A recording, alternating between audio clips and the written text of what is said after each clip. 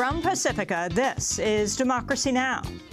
The tactics of defamation are used as weapons to try and undermine the work and credibility of women in gaming and geek and tech-oriented subcultures. And for many women, including myself, slander and libel are the background radiation of our daily lives on the internet.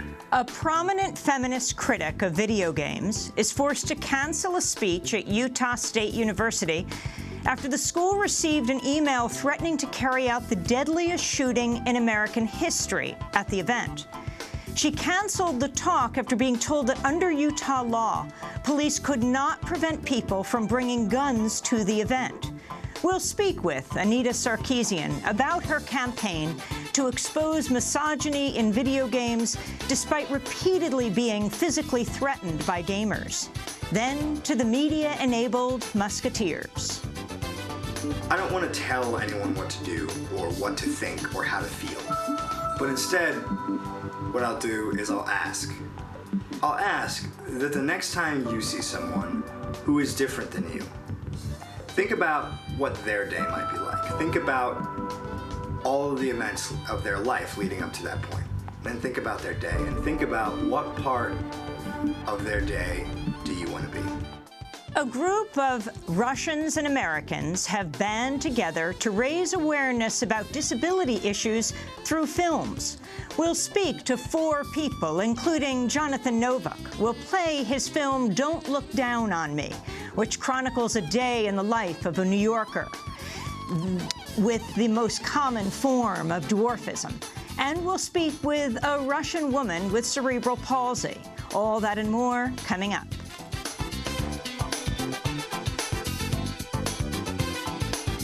Welcome to Democracy Now!, democracynow.org, The War and Peace Report. I'm Amy Goodman. The United Nations Children's Fund says the Ebola outbreak is creating vast numbers of orphans in West Africa. At least 3,700 children are said to have lost at least one or both parents. At the United Nations, Sarah Crow of UNICEF expressed shock at the inadequate global response so far. There were 45 doctors in Liberia, and that's for a population of 4.5 million. So you can get a sense of the scale of what's needed. It's health officials are needed, medical professionals are needed, and of course finances. I'm quite stunned, honestly, to come back and see that we're still with this really sense of a global concern. It's still so poorly funded, the Ebola efforts. And the only real way to stop Ebola spreading is to support the efforts on the ground. The UN has been providing emergency food aid to some 260,000 people in an Ebola-stricken community near the Liberian capital of Freetown. In an open letter to the world, Liberian President Ellen Johnson Sirleaf said that because of the Ebola crisis, quote, across West Africa, a generation of young people risks being lost to an economic catastrophe as harvests are missed, markets are shut, and borders are closed.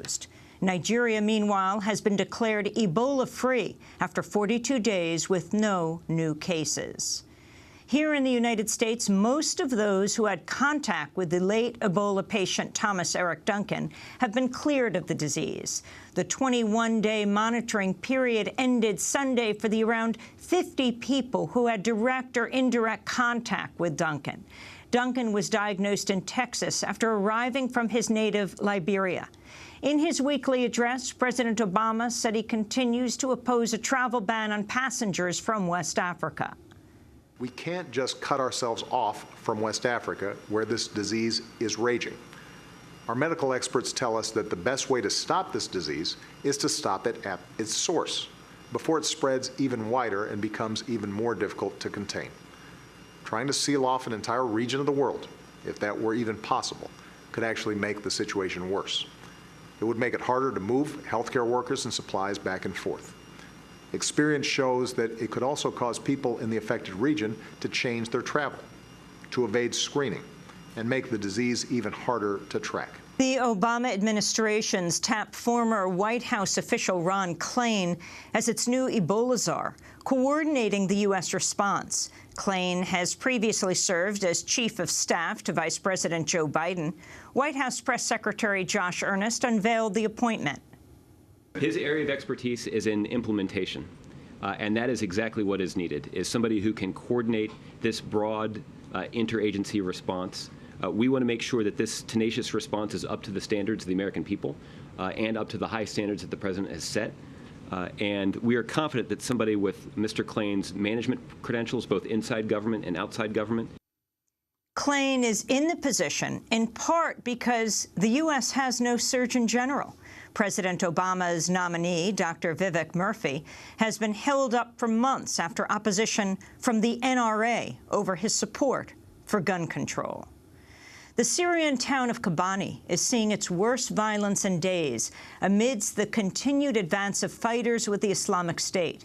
ISIS has launched fierce attacks on Kurdish fighters defending the town with the help of U.S.-led airstrikes.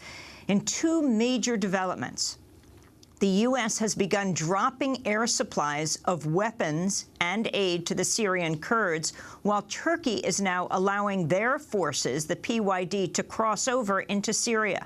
Turkey's move reportedly came under heavy U.S. pressure.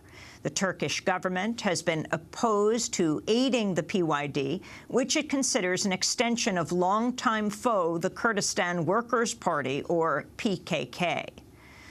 At least 21 people have been killed and 35 wounded in a suicide bombing in the Iraqi capital of Baghdad. It was the latest in a string of attacks blamed on Islamic State. It comes as the Iraqi government has launched an offensive to retake the city of Baiji. A new round of violence has broken out in the ongoing conflict for control of the Libyan city of Benghazi. At least 75 people have been killed in 5 days of clashes between pro-government militias and rival forces. Libya has been roiled by militia fighting following the U.S.-backed ouster of Muammar Gaddafi in 2011. Tens of thousands have been displaced since the violence escalated in July. The Nigerian militant group Boko Haram has launched a series of attacks killing dozens of people, threatening a ceasefire announced Friday. Hopes were raised after a government spokesperson said the deal would include the release of the 200 schoolgirls kidnapped for over 6 months. The terrorists indicated their desire and willingness for peace and to discuss and resolve all associated issues. They also assured that the schoolgirls and all other people in their captivity are alive and well. Already, the terrorists have announced a ceasefire in furtherance of their desire for peace. In this regard, the government of Nigeria has, in a similar vein, declared a ceasefire. The Boko Haram never confirmed the truce, and some parents of the schoolgirls say they believe their hopes have been falsely raised. Details have emerged of testimony given by Darren Wilson, the Ferguson police officer who fatally shot the unarmed teenager Michael Brown. According to the New York Times, Wilson has told authorities he feared for his life in the confrontation that followed him stopping Brown and a friend for jaywalking. That's walking across the street or in the street. Wilson claims Brown reached for his gun during a physical altercation as Wilson was still inside his vehicle. Ballistic tests confirmed 2 shots were fired inside the car, one of them hitting Brown's arm. It's unclear why Wilson then fired the fatal shots at Brown after he emerged from his vehicle. Witness accounts say Brown had his hands up and was trying to surrender when he was shot dead.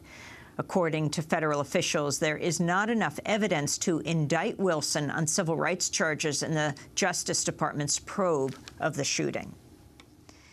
The Florida man convicted of killing 17-year-old African-American Jordan Davis in an argument over loud music has been sentenced to life in prison without parole. Dunn, who's white, shot at a vehicle carrying Davis and his friends 10 times after confronting them about the volume of their stereo. They were in a car at a gas station. He was in a car nearby. He then fled the scene, went to a hotel with his fiancée, and ordered pizza. He never called the police. Dunn has said he saw a weapon, but none was ever found. At the sentencing hearing on Friday, Judge Russell Healy said Dunn senselessly and deliberately had taken a life. The Supreme Court is allowing Texas to enforce a controversial voter ID law that was briefly struck down earlier this month. A federal judge initially overturned the law, calling it an unconstitutional poll tax that discriminates against voters of color. But a three-judge panel said Texas can enforce the ID law in the November election because dropping it would cause confusion. On Saturday, the Supreme Court agreed, but did not rule on whether the law should permanently stand. In a dissent joined by two others, Justice Ruth Bader Ginsburg said the decision risks denying the right to vote to hundreds of thousands of eligible voters in Texas. The Obama administration is reportedly considering a move that would continue the Bush-era policy of ignoring the United Nations Torture Treaty overseas. In 2005, the Bush administration disclosed it had secretly interpreted a UN ban on cruel, inhuman, or degrading treatment as not applying to any CIA or military prison outside the United States. President Obama, then a senator, opposed Bush's policy and proposed legislation to undermine it. The U.S. now faces a hearing before the Committee Against Torture at the UN next month. And according to the New York Times, President Obama's legal team is debating whether to back away from his earlier view and reaffirm the Bush administration's position that the treaty imposes no legal obligation to bar cruelty outside U.S. borders. Two United Nations officials are in Detroit for a fact-finding mission over the city's shutting off of water to thousands of residents. The city began cutting off water taps to thousands of households earlier this year, prompting protests and an appeal to the UN for help. Detroit activist Maureen Taylor said the visit by UN special rapporteurs could help bring the issue before an international court. The fact that they were able to come here is not only a miraculous thing, but something that we're quite surprised at. The goal is to have them to look further at the practice of shutting water off to help us determine whether or not these are in fact violations of international law, and then to move this fight forward into perhaps an international court. The two UN rapporteurs are expected to meet with city officials today. Two-thirds of those impacted by the water shutoffs involve families with children. A group of Colombian farmers are suing the oil giant BP over environmental damage from their country's largest pipeline. The farmers are seeking $29 million in compensation for what they say is BP's negligent handling of the project, which brings around 600,000 barrels of oil per day to the Caribbean coast. The British High Court is hearing the case. It's said to be one of the largest over environmental damages in recent years. The renowned Kenyan scholar Ali Mazrui has died at the age of 81. For nearly half a century, he was considered an intellectual giant in African studies. In 2005, Foreign Policy and Prospect magazines named him among the top 100 public intellectuals in the world. Mazrui was the author or co-author of more than 20 books on African politics, international political culture, and political Islam, including Islam between globalization and counterterrorism. In 2009, I interviewed Professor Mazrui on Democracy Now! About the election of President Barack Obama, the first black president in the Western world. He talked about his hopes for Obama's presidency. At the moment, I'm not optimistic that he'll necessarily be just a peacemaking president with the conflicts that are on. So my dream was he will be the first president not to start a conflict. Not that he would be the first president not to preside over a war, because he's inheriting two wars anyhow. And then with one of them, the Afghanistan, he's not planning to end it, really. He's planning to escalate it for a while. So that is disappointing, yeah. So my prayer was slightly different, that I don't want him to start a war with Iran. I hope he wouldn't start a war with Syria. He would be mad if he started a war with North Korea, you see. So in general, I hope he won't start any war and break this idea that a commander-in-chief has to be engaged in an actual war to be a credible president of the United States. That's the late Kenyan scholar Ali Mazrui speaking on Democracy Now! In 2009, just after President Obama was elected. You can go to our website at democracynow.org to see the full interview with the Kenyan scholar. And those are some of the headlines. This is Democracy Now!, democracynow.org, The War and Peace Report. I'm Amy Goodman. We begin today's show by looking at the violent threats faced by a feminist critic for pointing out sexism in video games. Last week, Anita Sarkeesian was forced to cancel a planned lecture in Utah after threats of a shooting massacre. She was scheduled to speak at Utah State University when the university received an email threatening to carry out, quote, the deadliest shooting in American history at the event. The email sender wrote, quote, feminists have ruined my life and I will have my revenge. He used the moniker Marc Lépine, the name of a man who killed 14 women, most of them female engineering students, in a mass shooting in Montreal in 1989. Anita Sarkeesian canceled her talk after being told that under Utah law, Utah State Police could not prevent people from bringing guns to her lecture. A university spokesperson told the Standard Examiner newspaper the school had determined it was safe for Sarkeesian to speak because, quote, the threat we received is not out of the norm for this woman. Sarkeesian has long faced bomb, rape, and death threats from online harassers opposed to her criticism of the ways in which women are depicted in video games.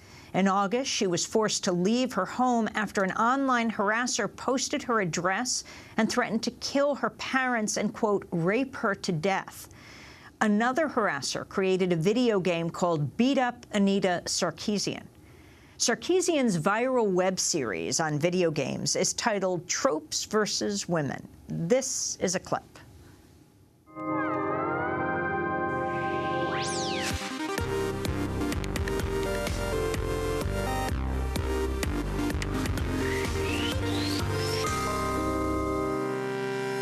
Welcome to the second part of our mini-series examining the women as background decoration trope in video games. I need to stress that this video comes with a content warning and is not recommended for children. The game footage I'll be showcasing will be particularly graphic and include scenes of extreme violence against women. I define the women as background decoration trope as the subset of largely insignificant, non-playable female characters whose sexuality or victimhood is exploited as a way to infuse edgy, gritty, or racy flavoring into game worlds. These sexually objectified female bodies are designed to function as environmental texture while titillating presumed straight male players. In our last video, we discussed the concept of sexual objectification and looked at a specific subset of non-essential female characters which I classify as non-playable sex objects. In this episode, we will expand our discussion of the women as background decoration trope to examine how sexualized female bodies often occupy a dual role as both sexual playthings and the perpetual victims of male violence. Are you here for the whore? Are you dating me? I have your money. Let her go. No! Take it up with Cesare!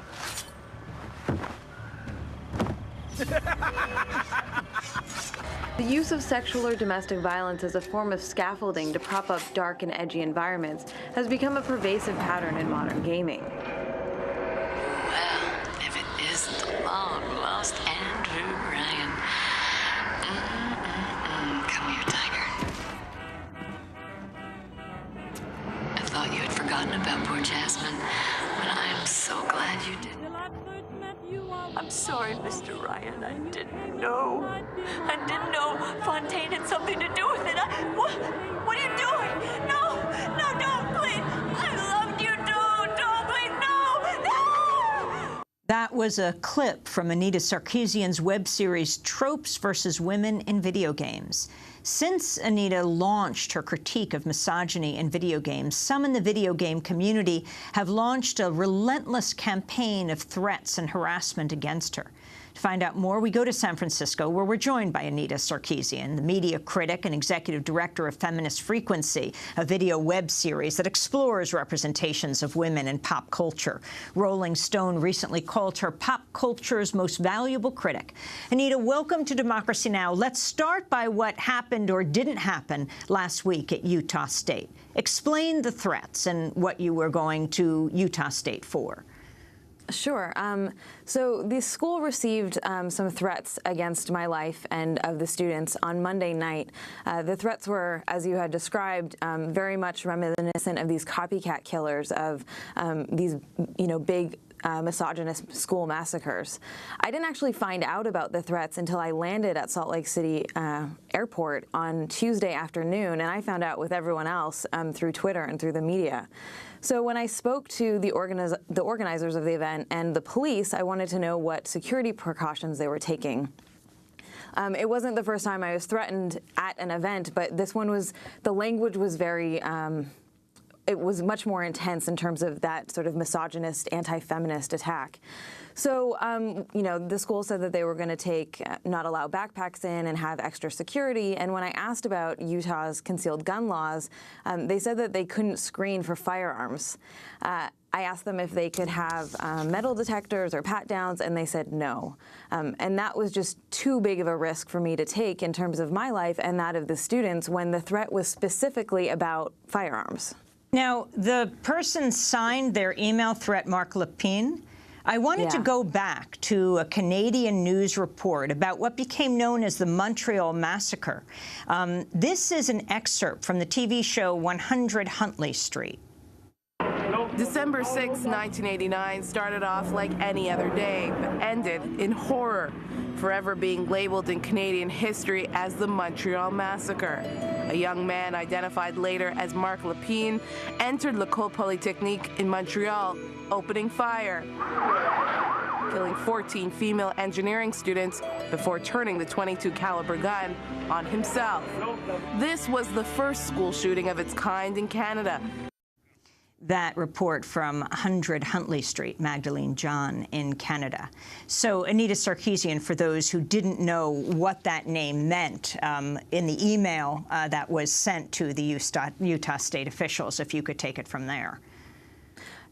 Yeah, it was very much, you know, specifically referencing Mark Lepine as his hero, using his name, referencing this Montreal Massacre about this mass shooting that was very specifically anti-feminist. He was going to kill and actually did kill these women because he considered them feminists, and that, you know, feminists ruined his life apparently. The threat that we received at the school last week was exactly the same as that.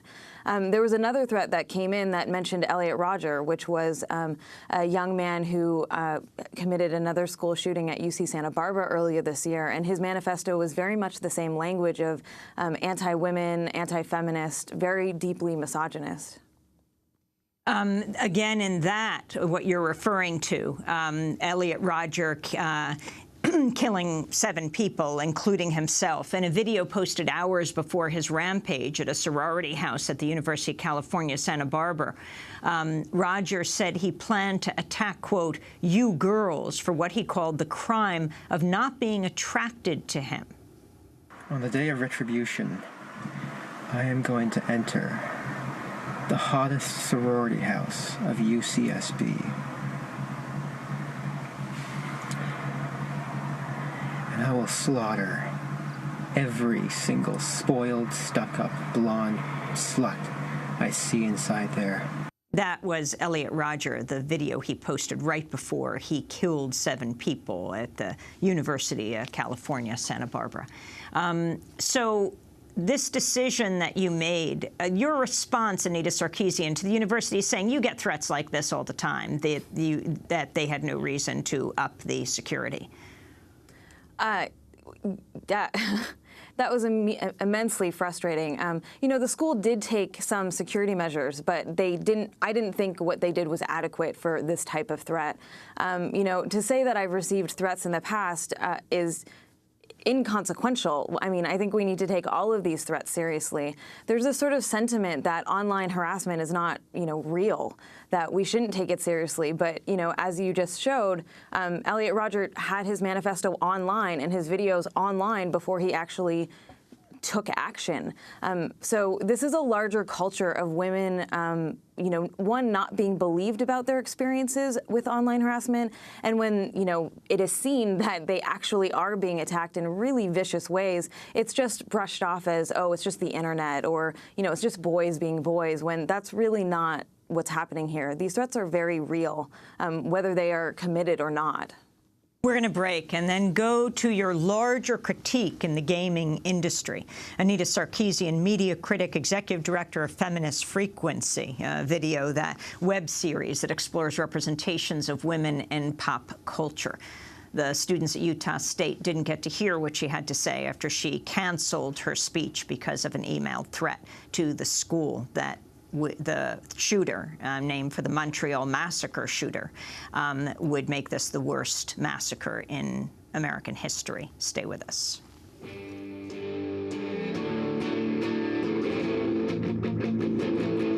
There's a desperation, tell me you don't feel it, this hopelessness coming down. These times demand a reprieve from the anguish. These times like no other before us, like no other to follow.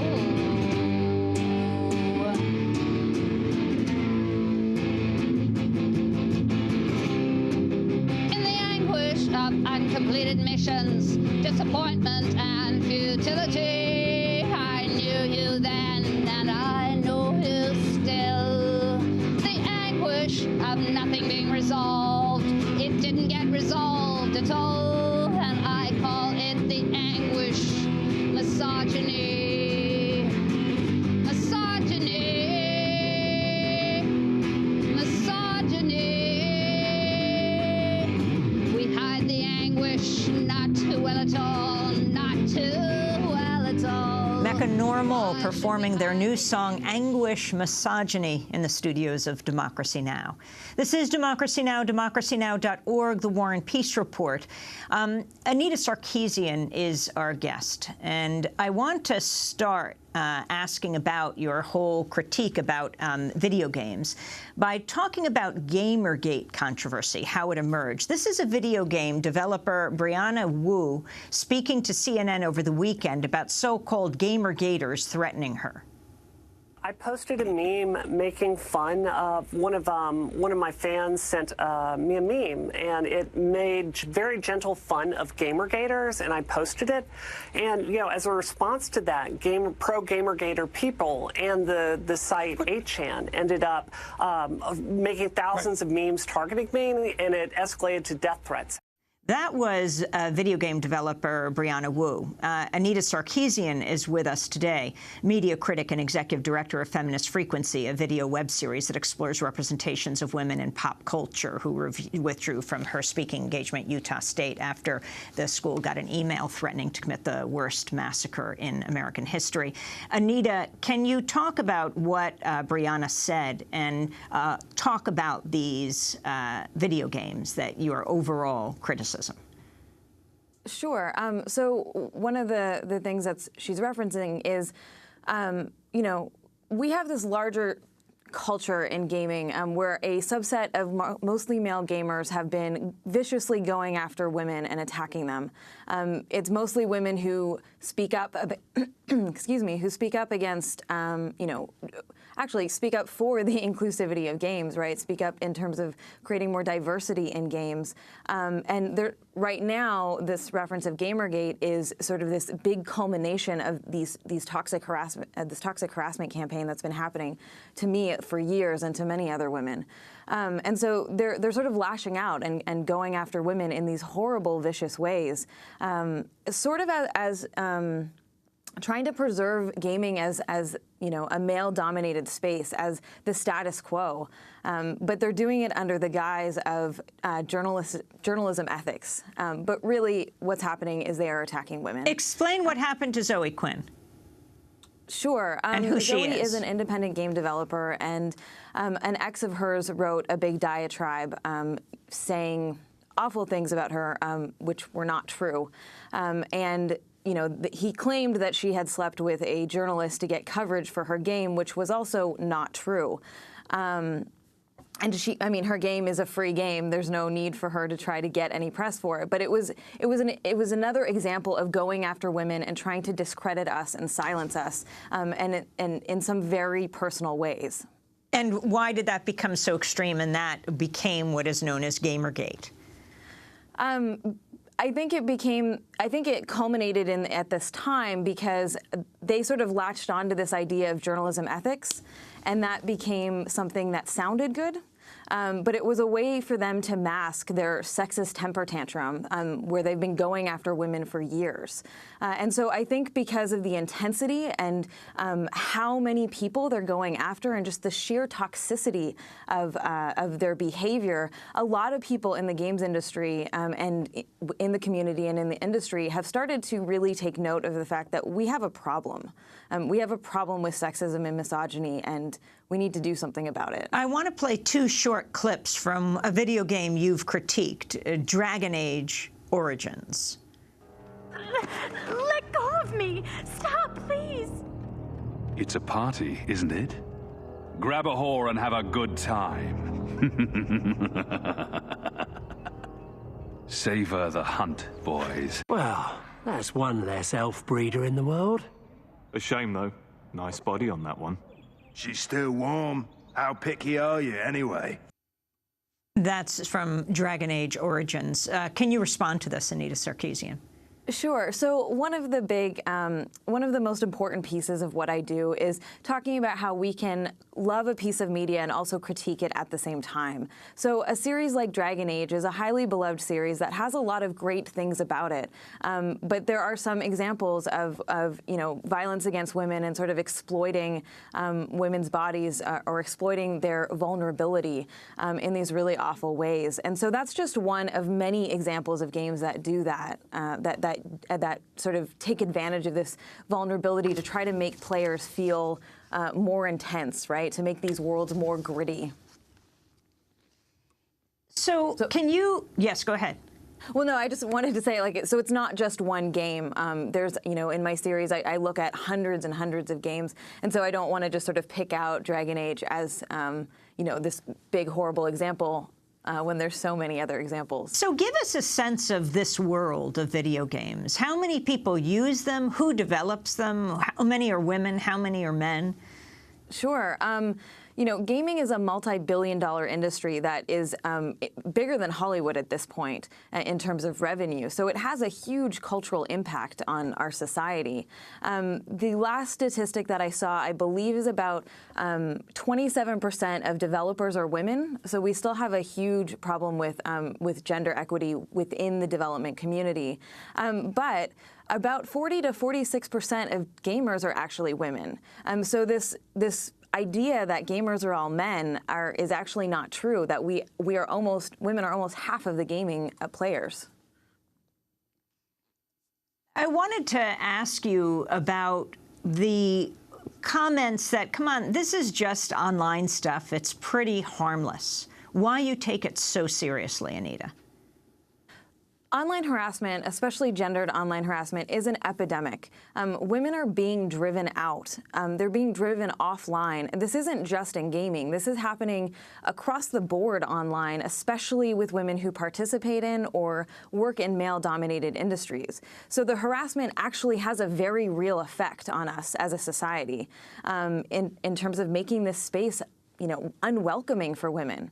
But it also has a chilling effect. So women who are watching this happen, who are watching me get terrorized for 2 years, are going to question whether they actually want to be involved, whether they want to speak up, and whether they want to participate. And talk more about what you feel needs to be done at this point.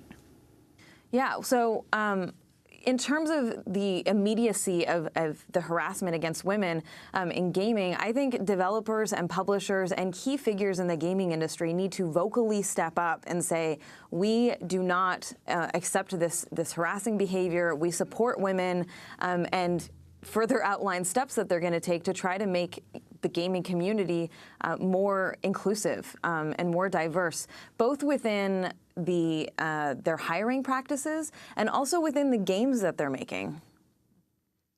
Well, Anita Sarkeesian, I want to thank you for being with us, media critic, executive director of Feminist Frequency, video web series that explores representations of women in pop culture. Final question, the response that you've gotten after canceling your speaking engagement at Utah State University. I've received an enormous amount of support, and that's one thing I'm really thankful for, is throughout doing this project, there's been so many people who have been incredibly supportive, that really value and like what I do, and that just means the world to me.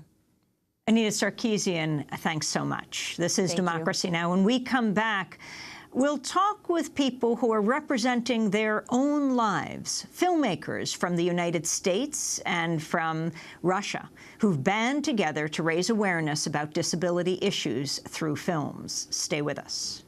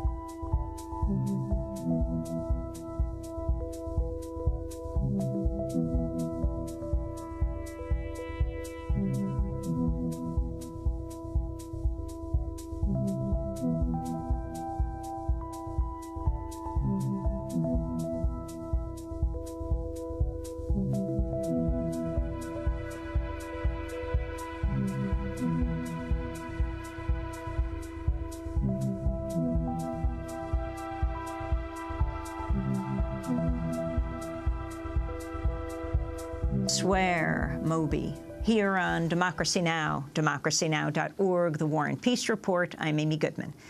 As we turn now to Media-Enabled Musketeers, that's the name of a group of Russians and Americans who've banded together to raise awareness about disability issues through films. They've created a dozen short films that delve into the everyday issues faced by people with disabilities, issues of accessibility, love, dreams, and prejudice. On Friday, the group held its premiere screening at the HBO Theater in New York City. One of the films, Don't Look Down on Me, has become a YouTube sensation, viewed over 2.6 million times. The film chronicles a day in the life of Jonathan Novick, a New Yorker with achondroplasia, the most common type of dwarfism. Jonathan uses a hidden camera to expose the prejudice and insensitivity that he encounters on a daily basis. It begins with him as a child.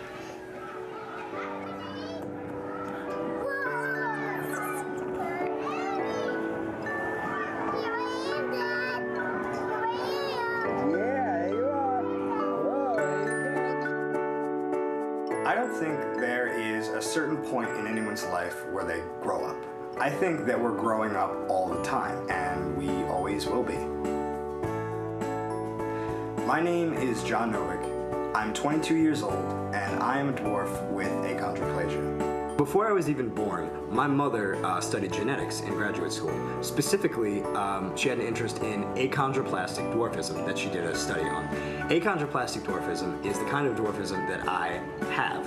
So when I was born, she had a lot of extra information and she had a lot of books to help her parent me. The definition for dwarfism is the abnormal underdevelopment of the body characterized predominantly by extreme shortness of stature. Now, there's a lot of different kinds of dwarfism, as I mentioned before, and the most common kind is the kind that I have, which is achondroplasia.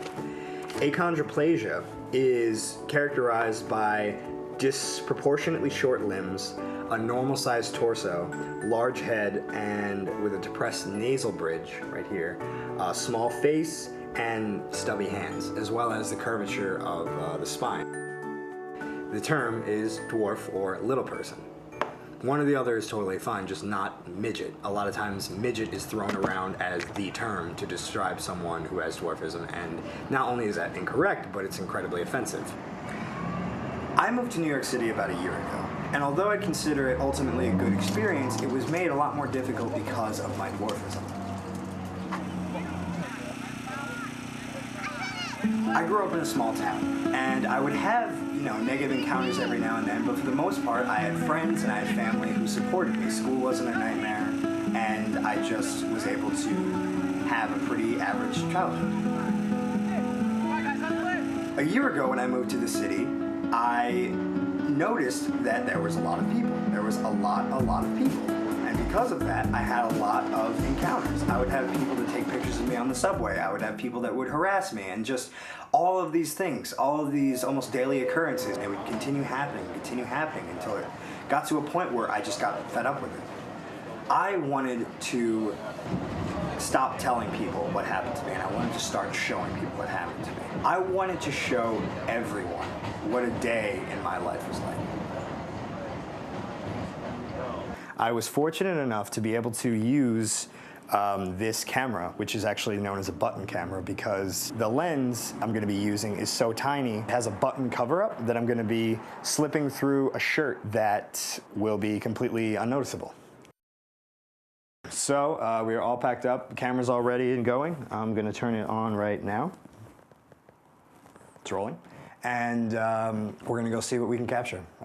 So let's head out.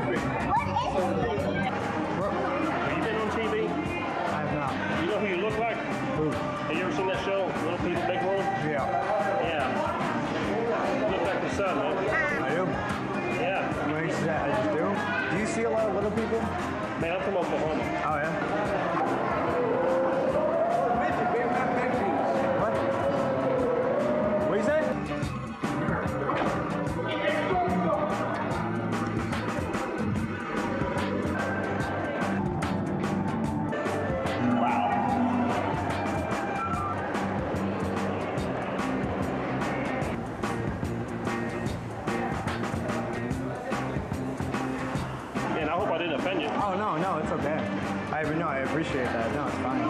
Hey. Can I get your picture? No.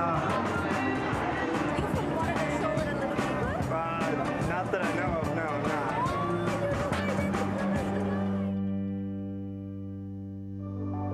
I don't want to tell anyone what to do or what to think or how to feel. But instead, what I'll do is I'll ask. I'll ask that the next time you see someone who is different than you, think about what their day might be like. Think about all of the events of their life leading up to that point. Then think about their day, and think about what part of their day do you want to be.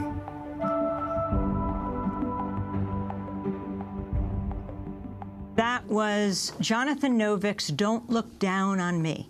It's one of the dozen films part of the Media-Enabled Musketeers, a project bringing together Russians and Americans with disabilities to produce films that provide a deeper understanding of their lives and to bridge the divide between their two countries.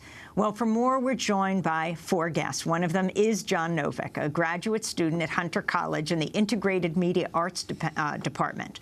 We're also joined by Maryam Magomedova, a law school student in Russia, who made the short film Maryam's Victory.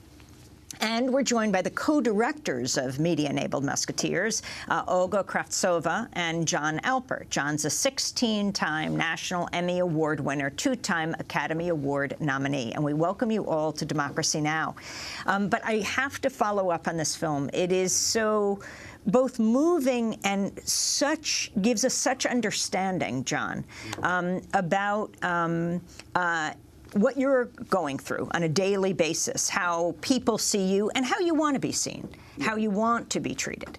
Talk a little more about that. and why you made the film itself, why you're part of this project. Well, I made the film itself personally out of frustration, you know, as you might imagine. It was basically I had moved to New York City, and I had been living here for, you know, about a year's time, and it was just the encounters that I would experience. It's not something new to me, but what was new was the frequency that it would occur. It would happen almost on a daily basis, and you know, it would just be, it would get to a point where I would leave my apartment knowing that I was different because no one would really let me forget it. And it all culminated in one moment when I was coming out of work and a gentleman physically jumped over me while a bunch of people looked on, which was probably one of the worst experiences of my life. But in that moment, I couldn't do anything. I couldn't yell at them because that would make them laugh more. I couldn't, you know, run after them and like fight them because, you know, that's not going to happen. So it's just realizing that I wanted to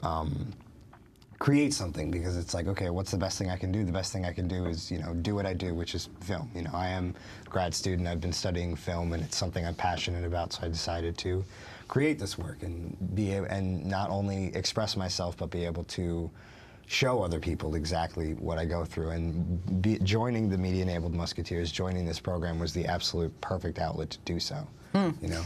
Now let's turn to Mariam's story. This is a film called Mariam's Victory by our guest, who's here in studio, just come in from Russia, Mariam Magomedova.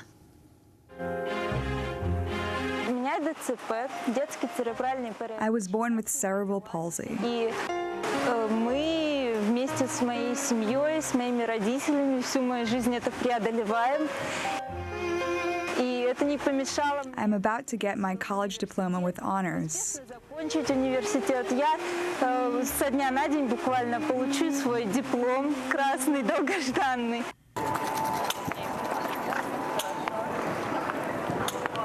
Мы пришли на Арбат, потому что... We came here because I couldn't recite my poem at the competition. Let's imagine I'm on a stage and reciting a poem by Ashik Veysel.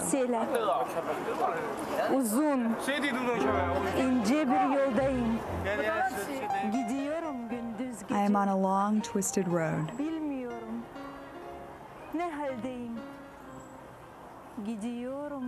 I walk day and night. I started my journey the day I came into this world. I'm walking from birth to death. I walk day and night. I walk even in my sleep, looking for reasons to wake up. I see everything, but I keep on walking. But I keep walking day and night. For years I've been wandering in valleys, mountains, and deserts, in foreign lands. I walk day and night. The road looks long, but the journey is only an instant. I walk day and night.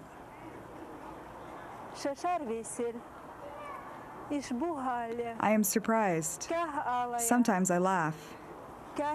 Sometimes I cry. Only one step left. I walk day and night. Thank you. There you have Mariam's Victory. Mariam with us today, who has come all the way over from Moscow? Yes, I am. And can you talk about why you made this film? Well, first of all, I wanted to show that no matter if a person has a disability or not, he should be judged by a spark of a talent which exists in every person. And not only it's a talent, not only a person can be talented, he can be the best. So this was first message. And I also wanted to show that education is one of the tools, you know, how to lighten that spark of the talent in a person. So it's not only about my talent, but about my everyday struggle for education. Which has been? Which has been like for 7 years of my life. I'm a student. I've got a degree in linguistics, so that's why I recited in Turkish, which you can see in my film. And now I'm studying law. I'm a law student. I'm a student in a law school, so I want to advocate for people with disabilities in the future.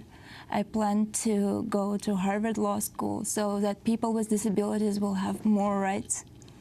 And this project is a very good beginning for me, so I can expose the problems that we face every day. Maryam Magomedova, one of the Russian students who has joined with American students like Jonathan Novick to portray their lives, to speak for themselves. And the people who are coordinating this project are our old colleague, John Alpert, not so old, from DCTV, Downtown Community Television, the multiple Emmy Award-winning filmmaker, and Olga Kratsova, who's come over from Moscow. John, talk about how you conceived of this. Well, we're talking a lot about Ebola. There's 2 people in the United States that have Ebola, none in Russia. There's 80 million people in both countries that have disabilities. And so the media could really do a much better job of portraying the needs and the talents of people with disabilities. And so we thought this would be a good place to start. And also, our countries could do a better job of being friends with each other. Every country can do a better job looking for peace, and this is a good program that helps that. So it helps give people with disabilities a voice, and it also helps promote peace. Olga Kratsova, how'd you get involved? Well, I think we came to the idea together, maybe, and we also had Karina Chupina, who is a UN expert on disabilities, and she has a disability herself, and she trains reporters. She also has a background in journalism, how to be sensitive about those issues, how to cover disabilities, with good education and attitude. So we just thought it would be a great project, bringing professional, non-professional reporters together, bringing people with disabilities, with no disabilities together, and bringing Russians and Americans together. Let's turn to a clip from Natalia Rizhova's film, I Want, Therefore I Can. She explains her dream to be a Paralympic archery champion.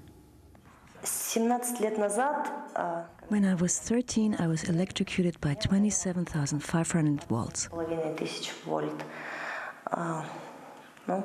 I had both legs amputated.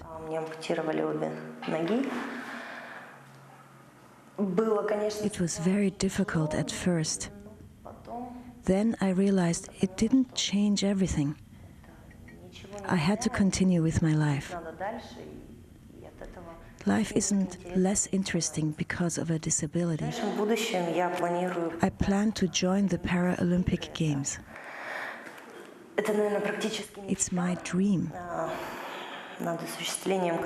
I'm training for the next 2 years. I hope to win. That's Natalia Rizhova's film, I Want, Therefore I Can.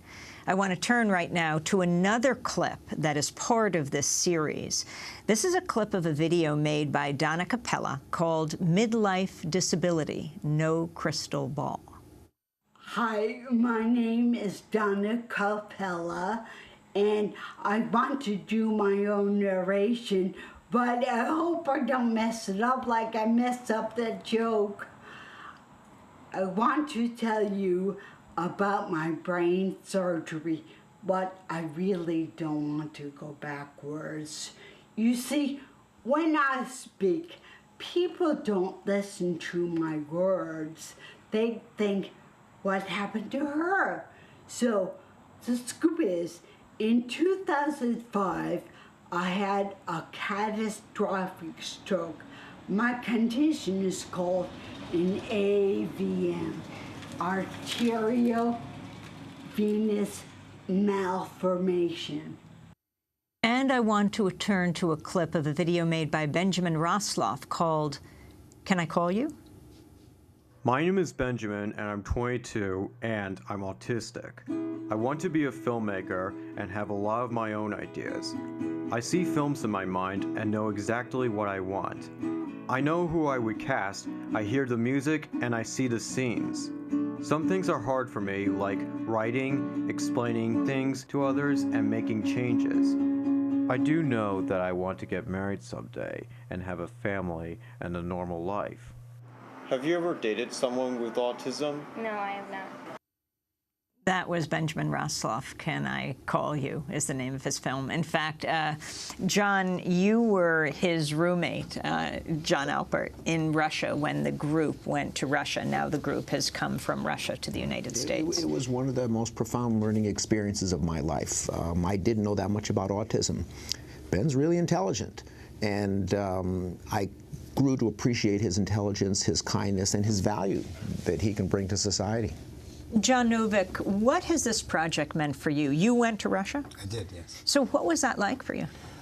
It was amazing. I mean, well, being a part of the project in general has been fantastic because, you know, you encounter so many different people from different walks of life. Why is it called Media-Enabled Musketeers? Media-Enabled Musketeers, we have the slogan, you know, all for one, one for all. We're all together. We're all one person. We support each other through what we do, not only in life, but as filmmakers, as, you know, hopeful future, I don't know, journalists or documentarians of the world. We're in it together, and whether we're all going to Russia or we're all going to come to America, we're And what was your sense of people who are disabled, their treatment in Russia as you come here from the United States? Well, it seemed one of the biggest things, or one of the most discussed topics while we were in Russia, was education, and it was looking at the separation of people who are physically or cognitively disabled into separate schools, these like separate private schools, as opposed to staying in public education. There was a lot of conversation that happened around that. We visited one of the schools. We visited the Office for Accessibility Issues and discussed that several times. So and Mariam, for you coming here, you've been on a major journey. You've been to the Empire State Building, to the beach. Were you seeing the ocean for the first time? Or Yes, I think so. And I touched my feet there. Even.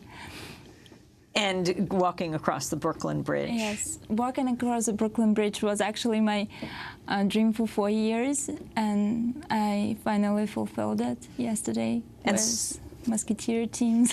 And what will you do when you go back to Russia? Well, I will tell about this project, and I think that right now we can't even fully comprehend the positive impact it will have. And I hope that I will bring the knowledge, the things that I learned here, and I will share them with my friends, with people that I know, and I hope that this will change things for better in my country. Well, I want to thank you all for being with us. John, the website people can go to see more of these videos. You had a big party at HBO on Friday where you showed like a dozen of them. DCTVNY.org, our website, but if any fans of Democracy Now!, which I'm the biggest one, would like these as the premium. I am that big. Look at this. And all they need to do is contact Democracy Now! And they can get the entire set of all these films. And make sure you send in your contribution to Democracy Now! When you do that. All right. And to your local station, public television or radio. It's been wonderful to be with you all.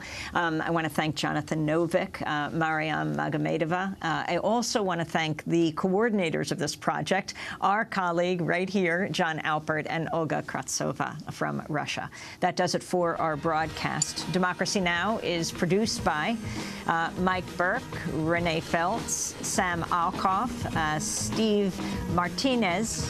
Tonight, Democracy Now! Co-host Juan Gonzalez is speaking in Columbus at Ohio State University at 1 p.m. as well. Tomorrow I'll be in Purchase, New York, speaking at Manhattanville. Thanks so much for joining us.